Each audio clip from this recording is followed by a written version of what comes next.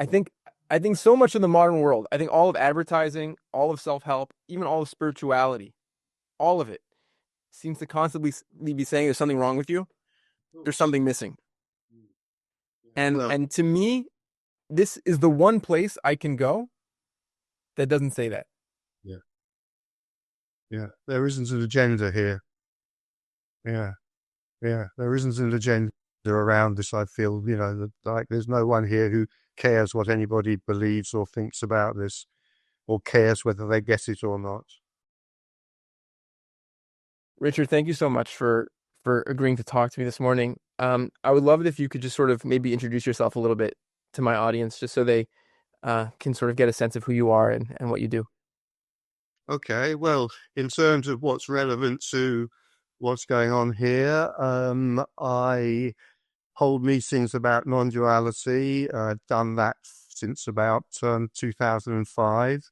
I've written several books about non-duality. Before I came to non-duality, I was for quite a long time, decades, a very passionate spiritual seeker, which I'm putting in inverted commas. I also wrote about that period of my life as well.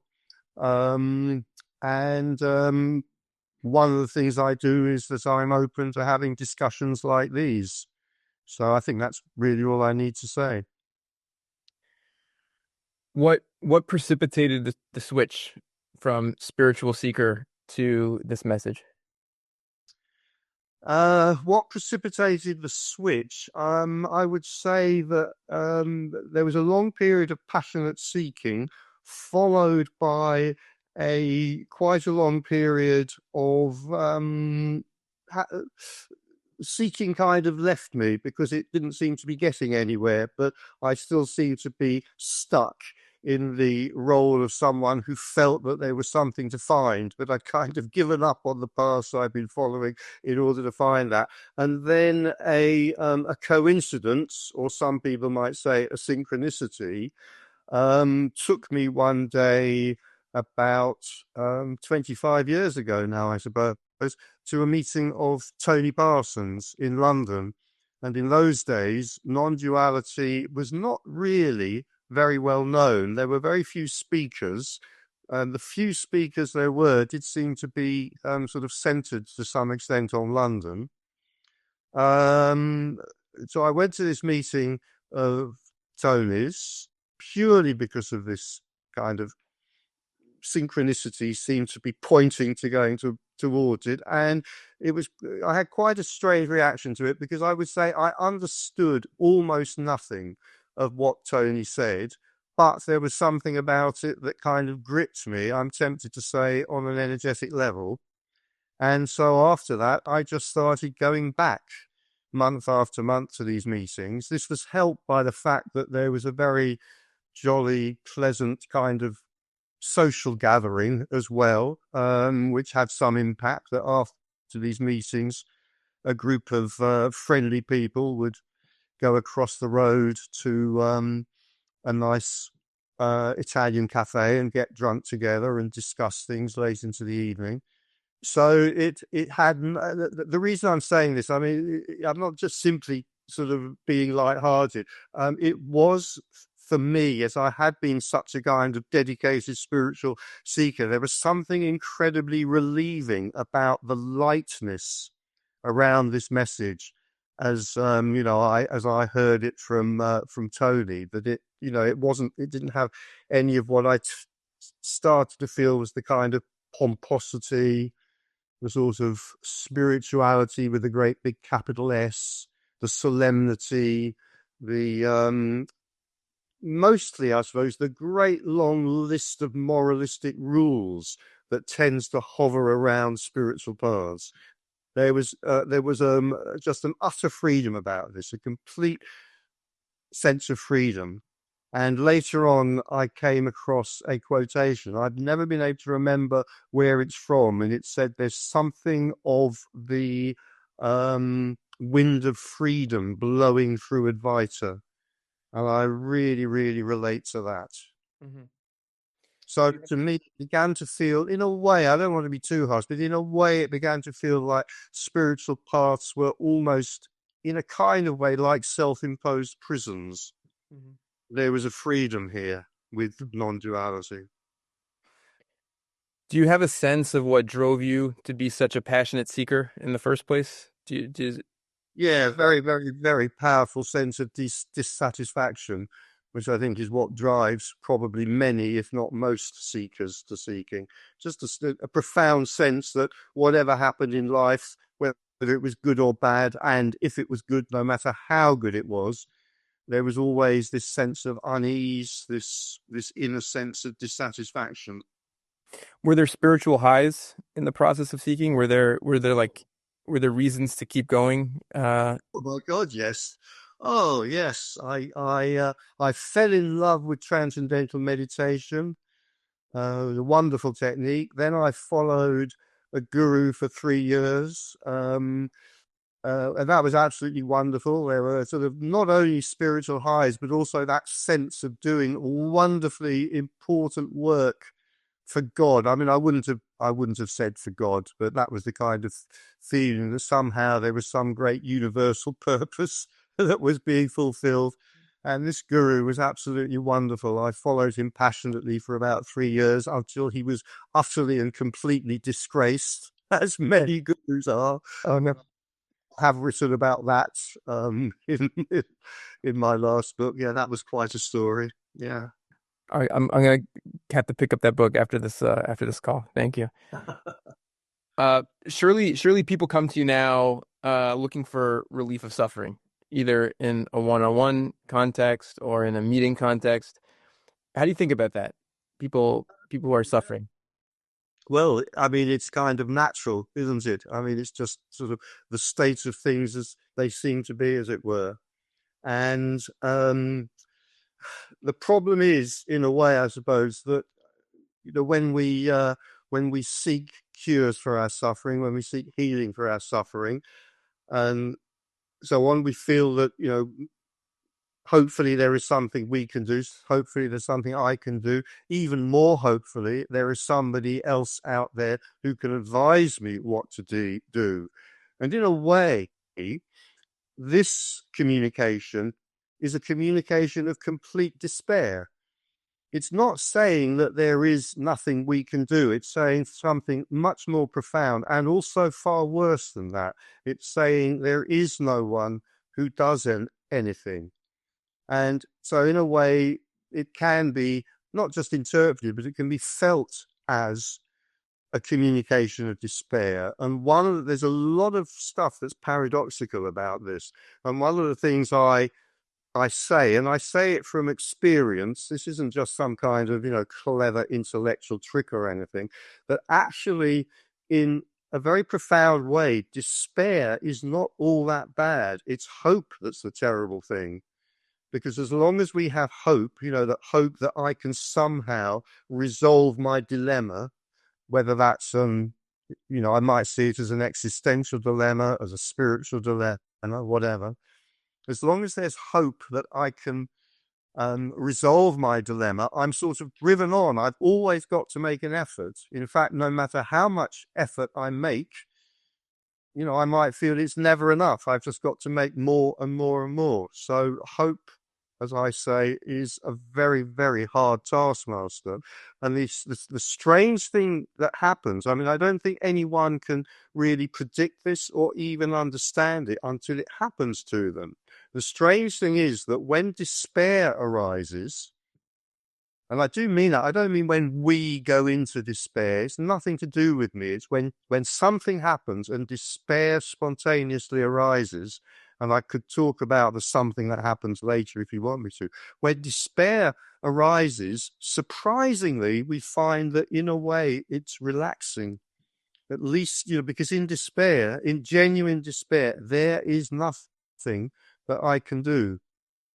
And when that sense is very profound, then relaxation can happen. And relaxation is a kind of profound gift. A relaxation of the energy of the me, would you say? Um, I'm not I'm not sure that I would say quite that. I think that comes, as it were, at at a later point for some of us, but certainly a relaxation in the tension of feeling that, I'm a separate person. There is a secret that I can understand, and I'd better work damned hard to reach that secret. So all of that can just disappear when despair is really seen. It's what I you see. There can be this event which I and plenty of other people as well call the seeing of emptiness, and it's not really the total seeing of what we're here to talk about, the seeing of non-duality, but it's like one could almost say it's like a seeing of half the picture, because we could say the reality of existence when the person is seen through is that it's seen that everything is empty, completely and utterly empty, and it's also completely and utterly full. And when there can be this kind of initial opening, which can create despair, it's because the emptiness of everything is seen. The despair is there because the fullness of everything isn't seen at this point. But when emptiness is seen, okay, now it's hopeless and there may be despair. Hmm. I imagine some people pursue a spiritual path because they're trying to find some sort of happiness or some sort of bliss. And then they can find maybe this path. And then they could be pursuing a sort of emptiness or a sort of despair as a different kind of carrot, as a different kind of reward. Is that a risk, you think, or is that something that happens? That could happen as a kind of story in the head. But the first thing I'd say, of course, is that this isn't a path. There is nothing to pursue here. It is not a path. And I mean, I learned that lesson. I don't know, I can't remember whether it was quite quickly or quite slowly, but certainly a little bit painfully from going to Tony's talks all those years ago, when I realized that all the incredibly intelligent, deep, and well thought out questions that I was asking, I asked many, many questions during his meetings that none of them were going to be satisfactorily answered. There was no satisfactory answers to any of my wonderful, deep philosophical questions. There were no satisfactory answers for the mind. Mhm. So it was like a process in a way almost of, increasing frustration in a way, until eventually it took a long time for me because I can be quite thick in some ways. But eventually I began to realize that none of my questions were going to have satisfactory answers. At that point, sort of a certain kind of relaxation began to take place. Would you say what makes this message sort of unique is this refusal to feed the energy of the seeker?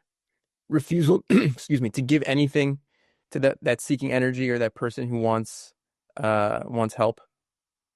Yeah, well, that's part of it. I would say at the core, and maybe sort of, overarching that in a way, what makes this communication unique, I would say, is that this is the absolutely, I mean, everything is a story. Everything that can be put into words is a story. So this is still a story, non-duality, we could say. But the thing that for me makes it unique is that it is absolutely the foundational, underlying base story that all the other stories are then built on. And another way of putting this is, I would say, this is the story which has the least extraneous, unnecessary ornamentations added to it. So if you think of all the great religious stories of the world, they are all extraordinarily ornamented. I mean, you think of the story of Roman Catholicism, or the yogic philosophies that we call Hinduism and so forth, with their wonderful stories. I mean, I absolutely adore Ganesh, the elephant-headed god. Who could not like a being that is half elephant and half god? It's just absolutely wonderful. But it is a kind of unnecessary adornment or decoration on the simplicity of this. And non-duality, I would say, is the absolute foundational story. It's still a story, but you can't get deeper than this. Would you say that even the story of non-duality is also superfluous in a way, just like the story of other religions. Well, I wouldn't say that this story or any other story, I wouldn't say they're superfluous or non-superfluous. I just say that it's what's happening. What's happening is that you and I are having a conversation about non-duality, and I'm bringing in the story of a few other religions as well. So I don't see any of it as superfluous. It's simply what's happening. Can you maybe give like one of your introductions, let's say, or just sort of a description of really what this message is at the heart for the audience, which I assume will be hearing it for the first time? Okay, well, I'd say we could start in different places, but one obvious place to start is what I've already sort of been talking about a little bit. The heart of non-duality is that there is no self. There seems to be a self, but we could say, we're not born into a sense of duality. I mean, the sense of duality, is given rise to by the sense that there is a self here, a separate self here, which moves around in an external world. I mean, duality means two. What is the two? The two is one, me, myself, my sense of myself, two, the world external to me through which I move and through which I have to then negotiate with other selves. And, that's the story, if you like, of the adventure of my life. And non duality, it's simply an account of the possibility of that sense of two-ness, of me as a separate individual living in an external world, that sense collapsing. So instead of me and the external world, there's just undifferentiated oneness. The sense of separation can simply drop away. And some of the kind of really apparently very puzzly things that can be said by non-dual speakers, such as, for example, there's no time and there's no space, which seem to make no sense whatsoever to the embodied separate individual. When the individual collapses, it's just obvious. I mean, up to that point, the individual might have wrestled with statements like that, trying to make sense of them philosophically, but there's no set point. You can't make sense of them philosophically, or maybe you can, but so what? That's meaningless. But if the sense of self collapses and it's seen that there is no separation between this and that, between me and the external world, because there is no me, then it just suddenly becomes obvious that there is no time, there is no space, there's just this. Was there a point when you were seeking the collapse of that separate sense of self? Is that a common experience to seek that out as a seeker would? I'm slightly confused by the question. Is it a common experience to try to seek out what I've just been talking about? Yeah, the collapse of the separate sense of self. I would say no, in the sense that, it might be on an intellectual level. In other words, if I've read about such things, I might then persuade myself that I am seeking them out. But when this collapse occurs, it becomes obvious that nothing that I ever thought or ever theorized about what I'm saying, and it also becomes obvious that all the intellectual ideas about what I'm talking about are just irrelevant. Mhm. So in a sense, you see, I may think and believe very earnestly and very sincerely that I am on a path towards the discovery of non-duality, but I cannot be, because there is no such path, Mhm. and there is no one who discovers non-duality. Like you, I love the meetings of Tony Parsons, and I love the meetings. I love your meetings, by the way. I love the meetings of Jim Newman and others. I might describe that as just sort of this pointing to what is, pointing to what's here, a refusal sort of to see the uh right and wrong, good and evil, to see the judgments that we carry. Is that how you would sort of characterize those meetings, or how would you describe them? Yeah, absolutely. Totally. I mean, this is this is, what I felt when I started seeing um, Tony. I think, as I've already said, just this feeling, this great sense of freedom there. Freedom from all the kind of moralistic shite that tends to hang around um, the spirits. I mean, spiritual paths, and very well meaning, no doubt, but also very human.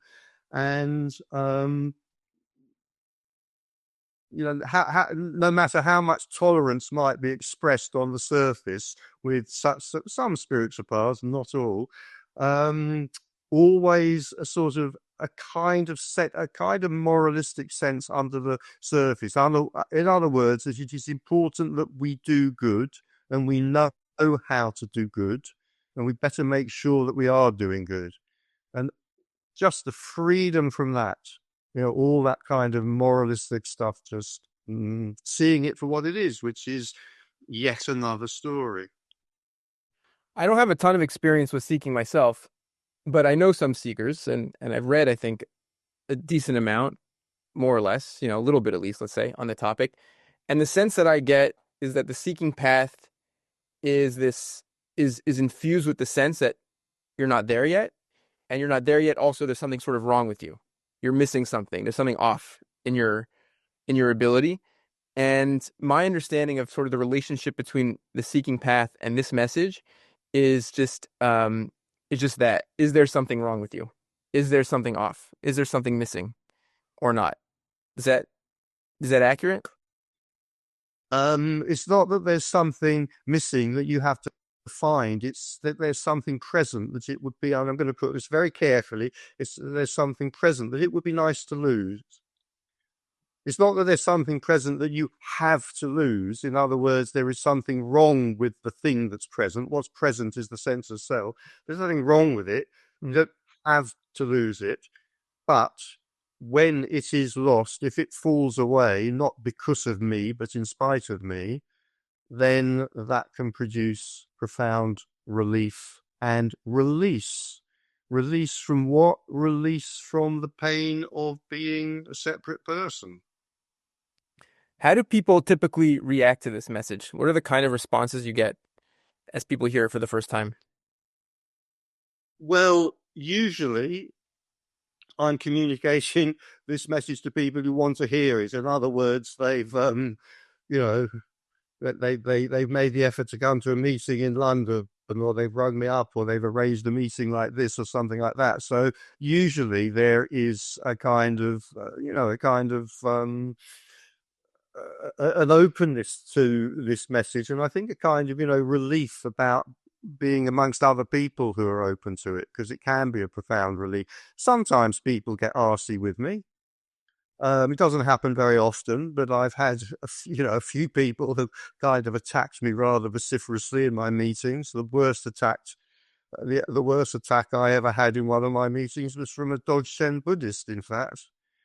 And one of the so I'm hesitating. I was going to say one of the dangers of giving talks about this, one of the perils, is that you'll have somebody coming along to the meeting who thinks that they're in tune with it because they see it as related to some spiritual path that they're following. That this is most likely to happen with Buddhists, actually. And that is the person who is most likely then to sort of want to pick a fight with you. And I don't know, you may well be aware of it. I'm sure, many other people who, see this will be aware of it. Freud has this wonderful phrase. He talks about the narcissism of small differences, Yeah. pointing out very kind of, well, it's very obvious once he's pointed it out to you. It's not quite so obvious until that's occurred, that the people who are most likely to, have serious beef with you, who really, really want to fight you to the death or to the near death, are the people who believe almost exactly what you believe, or see the world in that way, but they see, some petty differences which they'll be prepared to go to war with. So, the worst fights will be, probably not between, the Christians and Hindus, but between Catholics and Protestants. And, not between I don't know, Hindus and Buddhists, but between different branches of Buddhist followers. And, I think the point's fairly obvious. Yeah, it makes me think of the way in which there's more and less radical articulations of non-duality. Do you think about that? Do you consider yourself in the radical non-dual camp? Um, do you think about has your message softened or gotten more strident over the years? How do you think about that? Well, I don't think it's either softened or got more strident. Um, there's a part of me that really dislikes these descriptions of non-duality, a radical non-duality, non-radical, and then there's this wonderful description, isn't there? Neo-Advaita, traditional Advaita, Neo-Advaita, and pseudo-Advaita. I mean, all of which it's kind of fun, but it's also nonsense. But nevertheless, yeah, I mean, responding directly to your question, yeah, I mean, I would have to be described as radical non-duality. Yeah. I don't think what I say has changed particularly over the years, though. I don't think I've become more or less radical. I would think maybe that, I don't know, people can feel tempted to make concessions to the seeker over time, but maybe not. I don't know. But if they have lots of people coming saying I'm suffering and there's a sense of, maybe can I give them something? I wonder if that could evolve for some people. I don't know. I think so, absolutely, because I think, because I think some speakers are maybe amongst the most popular who might not call themselves actually non-duality speakers. In some cases, I'm thinking definitely don't, but are certainly within the same ballpark. But, this is in a sense, what they chiefly do. They kind of make a show of, or, you know, of relieving people's suffering. It's what I call psychotherapy light, as in Miller Beer light. You get a group of people into a room, and you know people take the microphone and share about how all their sorrow in life comes from their mother, and then they're given a bit of light psychotherapy in front of the audience, and it's entertaining if you find that sort of thing entertaining. And if people find it helpful, they find it helpful, which is great, but it doesn't have anything much to do, it seems to me, with, non-duality. I But remember, it is immensely popular. yeah, I remember a moment from a Tony Parsons meeting which was affecting to me. He's in a large auditorium, and a woman takes the microphone, and there's a lot of grief in her voice, and she says, "I lost my husband, and I haven't gotten over it." And she maybe says a little bit more about that, but the implication is that she's suffering deep grief, and to the sense that she feels like she's like almost pathological in her grief, and she needs help. And Tony Parsons just immediately said, "What you're feeling, that's the beloved," and Yes. that's all he had to say to her, And there was just this pointing to, this is not therapy, This is not. I'm not. There's no looking to change anything. There's just sort of a noticing that that's the beloved, and that's it. Yeah. Yeah. Yeah. My own experience of Tony, I mean, it may sound paradoxical, but my own um, experience of Tony is he can come across as, I'm not going to say very harsh, but very, very strong in that way, right? And he's also extremely compassionate, but Yeah. it's not kind of wishy-washy compassion, whatever that is. Can the sense of self, Challenging. It's a challenging compassion, yeah, uncompromising. completely uncompromising. Yeah. Would you say the sense of self can fall away and come back, or is it a permanent falling away? Well, anything's possible. I mean, I'm not going to sit here and say no to that question, because how would I know? Anything is possible. Anything is possible. But, I think, I have a tendency to feel that once this is seen in its fullness, because this can be seen in its emptiness, which can leave us in a despairing place, as I think I've already said. But I think once this has been seen in its fullness, it brings about a kind of transformation which I'm going to say does not reverse. I'm not going to say cannot reverse because how would I know? But which I'm going to say does not reverse. But then life goes on, and however it goes on, it might be difficult, it might not be, it might be painful, it might not be. Life goes on. The story goes on. The story of Richard, a character, goes on until there's physical death. It seems to me that this message makes certain claims about the world in some sense. You might object to that formulation. Some people might object to that formulation, but there seems to be certain claims being made. And maybe we could sort of just think about them or point them out. The first, most obvious one being that there's no free will. That just seems to be a claim. Yeah, Absolutely. I do feel you don't have to go anywhere near non-duality to kind of demonstrate or that there's no free will. I mean, there's no free will, and there's plenty of ways to getting to that point with which have nothing to do with non-duality. Try a bit of philosophy, yeah, yeah, totally. a bit of logic, a bit of or simply a bit of kind of noticing what's actually going on. Yeah. Absolutely.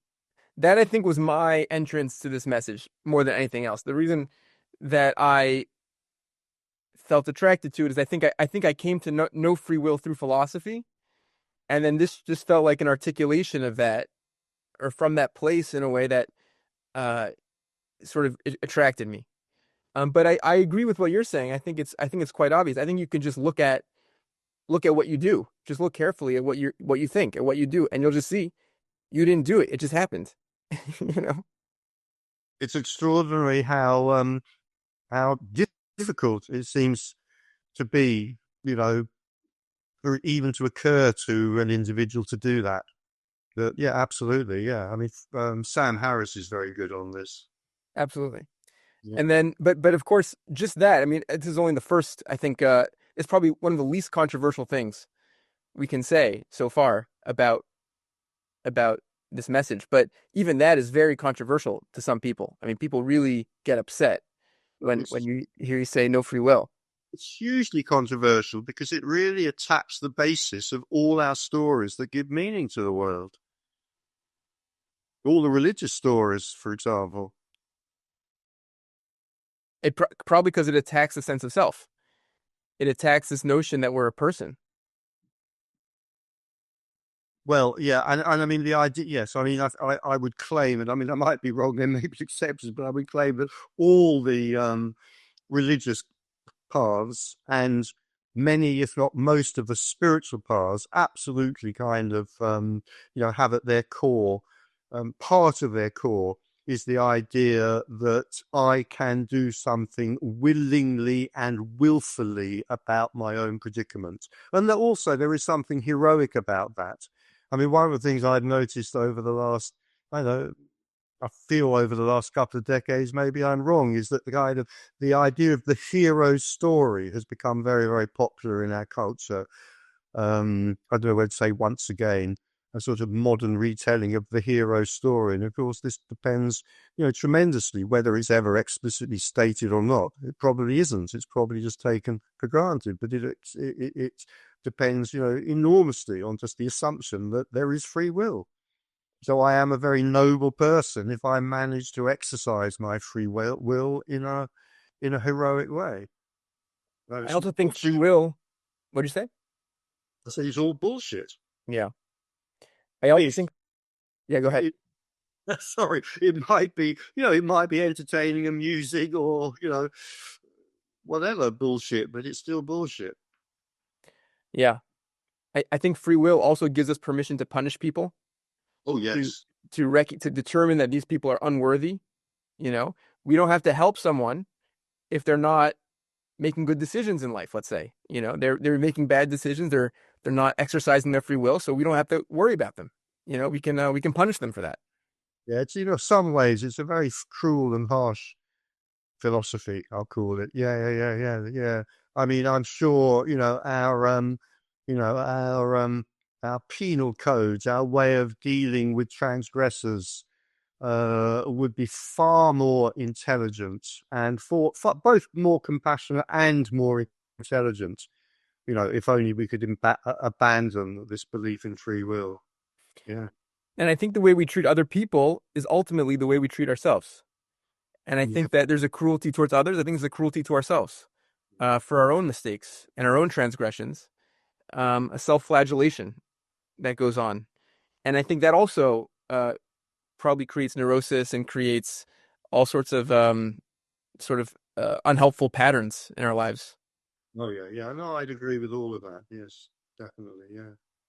I think I think so much in the modern world, I think all of advertising, all of self-help, even all of spirituality, all of it seems to constantly be saying there's something wrong with you. Of There's course. something missing.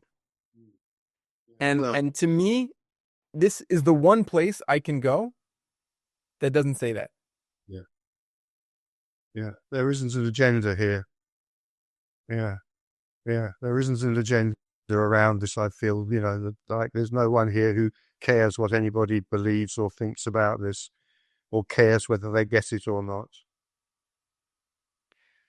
Another I, another claim. Go ahead. Sorry. no, I was just going. I used to teach meditation, and obviously, I saw that as taking steps along a very worthwhile and valid path, and my hope was that the people that I taught meditation to, improved, as a result of that, and got nearer to some wonderful goal or other. I mean, again, there's nothing wrong with that, but it is again a story. The next claim that non-duality seems to make is probably even more controversial and more upsetting to people than the free will claim, which is that there's no right or wrong. There's no morality. Yeah. Well, there's no underlying basis. I mean, you see, I would say that there is natural morality. The problem with morality, it seems to me, is that we kind of invent philosophical and religious and spiritual justifications for it, whereas actually there is what I would call natural morality. In other words, on the kind of basis, talking about, the kind of everyday world interaction, the thing that best explains my behavior, your behavior, humanity's behavior, is that we have an evolved nature. And part of that evolved nature is an evolved moral sense. And that's about all we need to say about it. As soon as we start bringing, God into it and religion into it and good and bad in that sense into it, we get hopelessly, hopelessly lost. But there is a sort of natural reality. If you like, way of putting this, I mean, this isn't my words, I'm quoting somebody else here, is that we're hardwired for morality. Yeah. Is it okay? Can I read you a little bit of a quote from Nietzsche and you'll give me your thoughts on it? Is that okay? Yeah, yeah, I may have no thoughts on it, but try me. This is Nietzsche from Thus Spoke Zarathustra. And he's talking about joy. And he's like a prophet character. And so he's writing a little bit of an archaic kind of a prophet voice and he's addressing his followers. And he said, I'll translate a little bit into more conversational English. But have you ever said once to one? Sorry, have you ever said yes once to one joy? Nietzsche says. He says, then my friends, you've said yes also unto all woe. All things are enlinked, enlaced, and enamored. Sorry, Joy wants the eternity of all things. And I'm skipping a bit. Joy wants love. It wants hate. It is overrich. It bestows. It throws away. It begs for some to take from it. It thanks the taker, and it would fain be hated. Joy is so rich that it thirsts for woe, for hell, for hate, for shame, for the lame, and for the world. That's the end of the quote. Does that resonate at all? Does that quote make sense, or how do you think about that? it doesn't really resonate with me. I'm thinking, yeah, that's Nietzsche. Yeah, Mm. yeah. I think in the seeing of unconditional love, there is nothing about that that thirsts for anything because it's complete. It doesn't thirst. I can't remember but it doesn't thirst for woe or hate. Was that hate in there? Or because it doesn't thirst for anything. It's complete. How can that which is complete thirst for anything? That would be my response. Yeah. Yeah, it's a good response. Yeah. I read Nietzsche as saying yes to everything, as loving everything.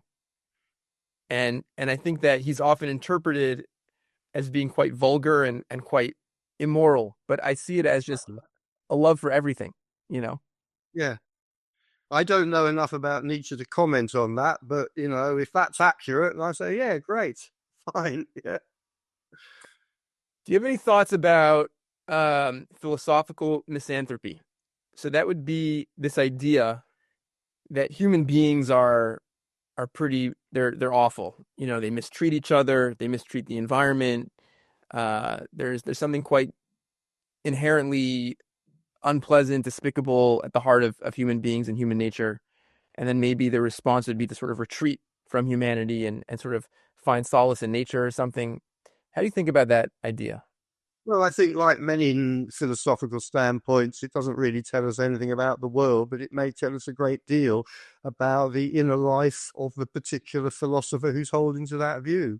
That's all, really. I mean, I came across this fairly recently. There's a philosophy called antinatalism, I believe, which holds that because life is full of suffering, it is better that none of us should be born, and that anti-naturalists should presumably work. I don't know. I imagine if it's put into practice, at trying to persuade people not to have children, because if you have children, you are likely to be bringing some woe into the world. Well, okay. It seems to me that's telling us something about the psyche of the anti-natalist. It's not telling us anything about life other than that it's possible to have this attitude to it. But I mean, within the story, you know, people want to reduce harm in the story, Yeah. and the antinatalist would say that there's a risk of great harm in Yeah. having a child. He could be miserable. What's wanting to reduce harm is only one of the things that we want to do. So by preventing harm, by preventing human beings, there are all sorts of other things that we want to do that are not being considered. I just see it as a kind of arid. I mean, I'm not. I don't know much about it. I'm sort of going out on a limb even to comment at all on it. I'm probably making a fool of myself by doing that. But I don't feel like it's a I don't feel like it's a road that there's much juice in there. I don't feel there's much juice in going down that road. Really, I'd rather go and sit in my local coffee bar and have a croissant. Is it fair to say that you don't see a lot of juice in that road is a part of the sense that you don't see a lot of need or a pull towards any of these totalizing philosophical and moral systems? And it's also, I think, I'm sure this isn't just me. I'm sure it's many of us. It's just seeing it as story, story, story, story. The mind, the sweet old mind, just doing its thing. And the mind that doesn't actually exist, but nevertheless, let's just use that word for convenience. The sweet old mind just doing its thing of coming up with story, story, story. Pay attention to me, Richard. Pay attention. This is your mind speaking. Pay attention. Here's another story to get you to get you hooked. For most of us, those stories are our bedrock. They're our foundation. You can ask someone on the street and they'll say, "This is my moral philosophy. This is my moral system. This is my political philosophy. This is Yeah. my religious philosophy." But I guess there's a pointing here towards just shedding all that. Well, what I would say is ask them again about all of that when the self has collapsed. See what they say then. And they would say to you, "How do I get myself to collapse?" And I would say, if I knew the answer to that question, I'd be a very wealthy man. Interesting. I'm checking my notes here. See if there's anything else I want to ask you. Um,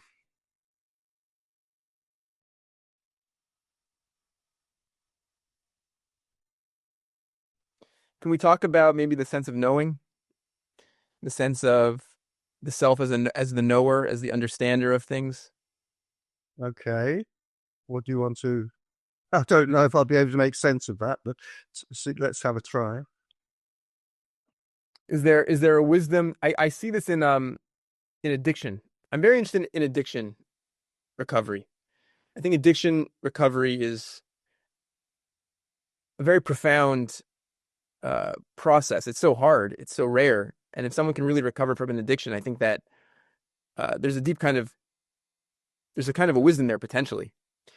So in addiction recovery, I often hear this language about um, I had to like get rid of this job of knowing everything. Like I had to sort of embrace a deep sense of not knowing in all its manifestations. Is that something which resonates within the context of this kind of a message at all, or no? Not to me. I mean, without wanting to diminish at all anything that you just said, and I agree with you. With you, it's a heroic thing to do. I think that the kind of the realization of not knowing, which is seen in this, is of a different of a different quality. And I mean, as you were talking about that, I couldn't help sort of thinking of the obvious person, Wayne Lickerman, who I don't even know if he's still around, but Dave talks about this. He may anyway. I don't know, but his alcoholism, his addiction, and his account simply fell away when this was seen. When the person was no longer there, there was, if you like, suddenly no one who could be addicted. So I think it's a different ballpark again. As I say, that doesn't diminish in any way the struggles, the very real struggles that people have with addiction. Maybe to sort of end to wrap up. Can you give advice? Can you give me advice? Can you give people No, advice? well, not about this. I might be able to give advice about something or other. You know, might not be very good advice, but no, of course not. Not about this. How about accepting things? How about relaxing the sense of doership? How about investigating the sense of no free will? Who who is going to accept things? Who is going to relax the sense of doership? That may or may not happen. And what was the third thing? No free will. I don't know. It's same as doership. I mean, what advice could I give about there being no free will? No, I hope by now it's fairly obvious why, the giving of advice around this is futile. I would say even on an ordinary level, giving people advice is quite a bad idea, but certainly on this level, it's fruitless. Does the word love, unconditional love, resonate with you? Yes, absolutely. Yeah. Can you speak to that? Well, I think that I sometimes say, what finally brings an end to seeking is that, there can be this seeing of the emptiness of everything, but what that doesn't tend to sort of bring an end to seeking. It just brings despair about seeking. It's like, oh God, seeking's hopeless, but still I feel unfulfilled. But when this is seen as full, that's the phrase I use. Well, what's it full of? I mean, the obvious question, anyone sitting listening to that is quite entitled to ask the question, well, what's it full of? And no phrase is adequate. Every phrase is ridiculous, but the phrase I use, the phrase that, other people use as well, is unconditional love.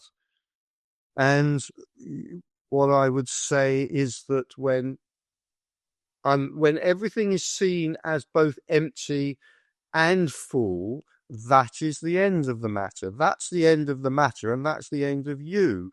And when everything is seen as empty and full, the fullness is seen to be constituted, if you like, of unconditional love. Another way, a much simpler way of putting it, is simply it is seen that there is simply unconditional love.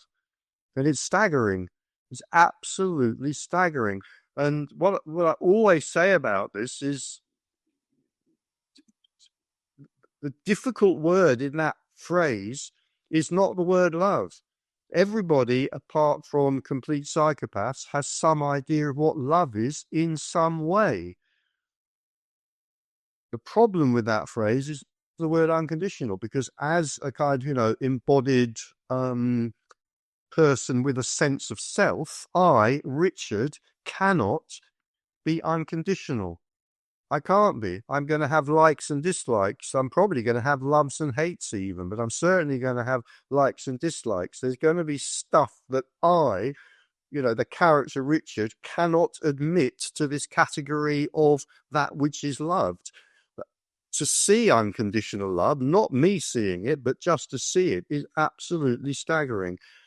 With this recognition that unconditional love really is what it says. It embraces everything, including everything that I, Richard, may most hate. It's very challenging on a kind of intellectual level, but intellect has nothing to do with this. But on that level, unconditional love embraces everything which I most detest and loathe and hate. And yet it's incontrovertible when it's seen that it's seen, and that's what brings an end to seeking. And I've told this story so many times. If anyone sees this, they've seen any of my other videos, they're probably getting fed up with this. But I was giving a talk in Germany. At the end of the talk, a rather stern young lady who said nothing during the talk came up to me and sort of towered over me as I was still sitting in my chair, and she said, "You say that unconditional love embraces everything. Does that include dog shit?" And I said, well, yes, of course it includes dog shit, because if it didn't include dog shit, it would not be unconditional. And then she broke into a warm smile and gave me a hug and said, she said, that is what I hoped you'd say. But it's very challenging, very challenging. I mean, there's far worse in the world than dog shit. And that too is embraced by unconditional love. And if it wasn't, it wouldn't be non-duality. It would be duality. It would be that which is embraced by unconditional love and everything else, or at least something else, whether it was dog shit or not. Yeah. I think for the separate self, it's hard to hear what you're saying, and it's hard to make sense of it. But it's impossible to feel it. Yeah. To the sense of self, there's, it exists because of a play of accepting and rejecting. Yeah. Okay. I enjoyed this immensely. Richard, it was wonderful thank you so much for agreeing to talk to me today. Well, thank you for doing it. Yeah, I enjoyed it as well. It was good to talk to you.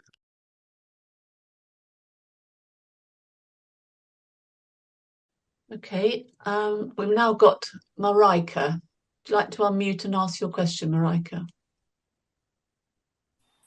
Hello, Tony. Thank you. Hi, Marika. You already talked about death. My husband died 2 months ago, and I miss him so very much. You know, we were in Amsterdam with you many years ago, and in Munich also one time. And theoretically, I know about boundlessness and no separation. That's just a theory. That's just an idea. Yeah. Sadness is sadness. Yeah, that's what it is. Yes. It is very sad. Yeah. Maybe that just is what it is. You probably lost your best friend. Yeah, I did. It is my husband. Yeah, absolutely. Yeah.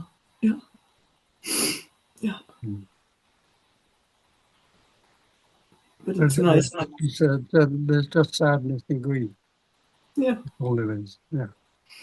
That's what it is. Yes. Yeah. Thank you. It's the beloved. Yeah. It's the beloved. Yeah. He was the beloved, but he is still the beloved. Yeah, he was the beloved, and the grief and the sadness are the beloved. There is only the beloved.